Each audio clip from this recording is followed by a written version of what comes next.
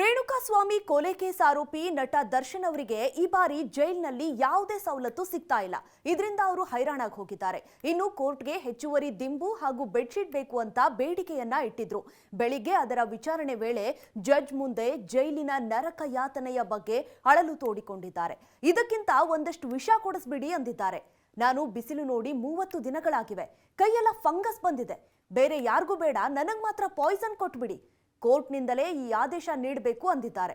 ಆಗ ಜಡ್ಜ್ ಹಾಗೆಲ್ಲ ನೀವು ಕೇಳುವಂತಿಲ್ಲ ಅಂತ ಹೇಳಿದ್ದಾರೆ.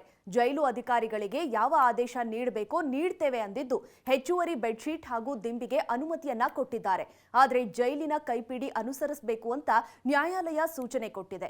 ಜೊತೆಗೆ ಬಳ್ಳಾರಿ ಜೈಲ್ಗೆ ಶಿಫ್ಟ್ ಮಾಡಬೇಕು ಅಂತ ಸರ್ಕಾರ ಅನುಮತಿ ಕೋರಿತ್ತು.